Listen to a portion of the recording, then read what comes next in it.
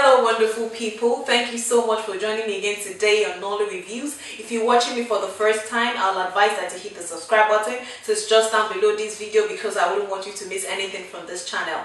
Thank you so much for your support. Thank you to all my subscribers. I really appreciate your comments. Today I'm bringing you the second episode of things I dislike about Nollywood movies. Yes, it's a long time coming. I promised I was going to bring it pretty soon.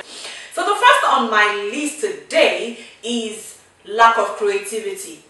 This is something I've been seeing lately in Nollywood movies, and that's why it looks like I've not been uploading reviews. It's like, is it short-sightedness or lack of creativity? Which one would you pick? But for me, I'm picking lack of creativity, you know, because I believe that the stories in the society are more than two. Something so similar or something so general or particular with Nollywood movies, especially the Yoruba ones, is a married man being promiscuous, and secondly, a lady in an institution engaging in prostitution. Those two things you would find in like 10 out of 15 Nollywood movies that you pick up. And I'm like, is that the only story you see around? Is that the only thing happening in our society? I believe that there are deeper stories. There are deeper stories that still come, that still drive on points, that still, you know, reflects the kind of life we live. So the second on my list is about the costumes and the locations. Basically on costumes.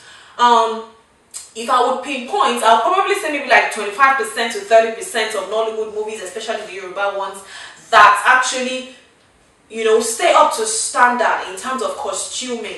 The costumes that I see on ladies especially, you know, with bulging tummies and fat here and there, they still want to wear something skimpy. And I'm like, for God's sake, if you want to stay on the screen, why don't you try to keep fit or you wear appropriate outfits? For me, I would stick to either of the two. Stay fit or wear appropriate outfits. What do you think about that as well? Okay, please feel free to use the comment tab even as I go on. So the third on my list is research. I've come to realize that a lot of times research on movies, especially on medical or legal aspects, the researchers don't go deep, and so they bring wrong information to the public. Because for me, I see Nollywood actors and actresses as teachers in a way. When you are passing an information out to people, it should be as 100% accurate, you know, as much as possible. That I don't always see in Nollywood movies. The fourth on my list, which is not the last because I'll still be coming with another episode, but today the fourth on my list is the soundtrack. Technically, would I say technical issues? Is that the appropriate term? Maybe. But for me, it's basically concerning the soundtracks and the sound quality.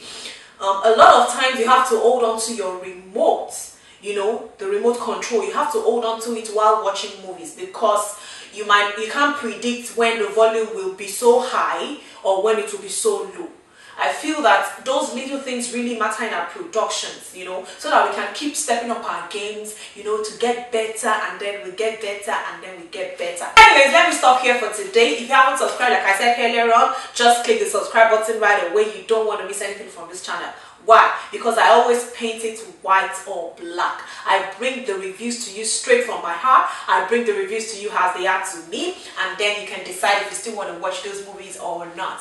Thank you so much for joining me. Stay blessed, stay tuned. Remember, God loves you, and have a wonderful week. Bye-bye.